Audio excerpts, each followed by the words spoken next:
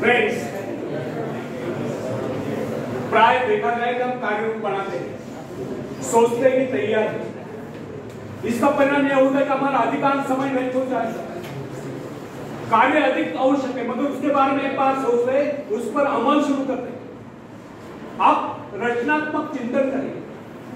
रचनात्मक चिंतन करता है स्वास्थ्य तथा धन संपन्नता। हमारी योग्यता इसलिए कि हम पदार्थों का उत्पादन करें।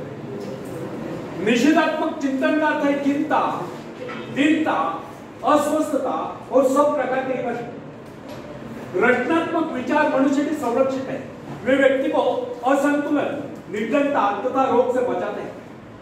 हरे वही लोगों के फौज में वही लोग होते हैं जिनका चिंतन गुणात्मक, उत्साह, उल्लास, उद्यम और साहस, ये चार प्रवृत्तियां व्यक्ति की सबसे बड़ी संपत्ति है। जब नहीं करना चाहिए तब हम संकोच और लालच के मारे हाथ धो देते हैं, तो यह भी एक प्रकार का ऋणात्मक तथा नकारात्मक चिंतन है। जब हमारा निर्णय दोषपूर्ण होता है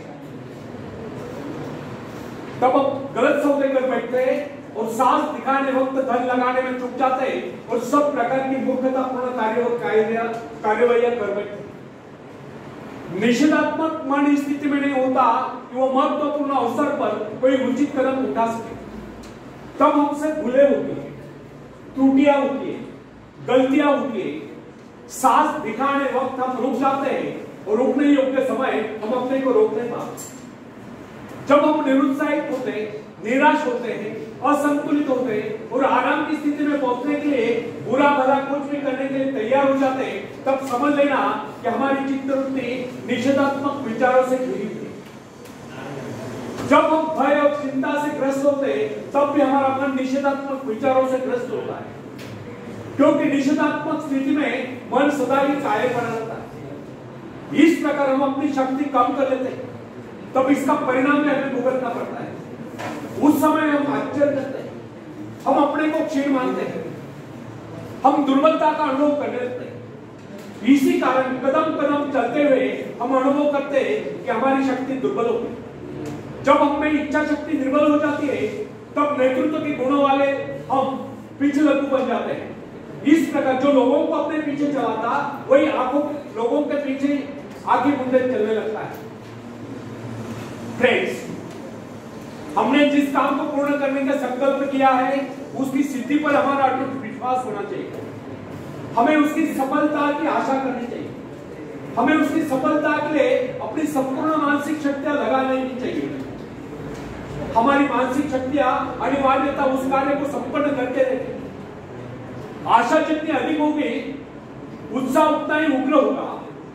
उत्साह जितना उग्र होगा, मानसिक प्रयत्न उतने ही प्रचंड हो गए, और मानसिक प्रयत्न जितने प्रचंड हो गए, सफलता भी उतनी शीघ्रता से प्राप्त होगी। हमारी सारी मानसिक शक्तियों का स्वरूप हमारी आशा और हमारे संकल्प के अनुरूप ही होगा। फ्रेंड्स, जिस वस्तु को हमारा हृदय चाहता है, उसके स्वरूप का निर्माण हमारी आशा आकांक्षा, हमारे विश्वास, हमारे दृढ़ संकल्प, हमारे प्रयत्न द्वारा होता है। परिणामतः वो वस्तु हमें साकार रूप में प्राप्त हो जाएगी। हमारे मन में वस्तु का जो चित्र विद्यमान रहता है, उसी के आधार पर हमारी सारी रचनात्मक शक्तियां निर्माण करने में लग जाते हैं। अंततः उसी के अनुरूप हमारी उपलब्धि भी होती है। फ्रेंड्स, जिस व्यक्ति को शुभ आशा करने का वरदान मिला हुआ है, यदि वो अपने लक्ष्य की सिद्धि के लिए दूर नीचे कर लेता है, तो उसके बाद में चाहे कितनी बाधाएं क्यों ना आए, वो अपने संकल्प के बल पर उन बाधाओं को दूर कर देता है और अपने कार्य में सफल हो जाता है। वो अपने शत्रु पर विजय होता है। फ्रेंड्स, हमारे अंतःकरण में महान शक्तियां छुपी हुई है। उन्हें हम ठीक से देखें, उन्हें पहचाने कि हमारे शरीर में किस प्रकार की विद्युत शक्ति है। अगर हम उससे जान ले तो हमारा काम सरल हो जाता है।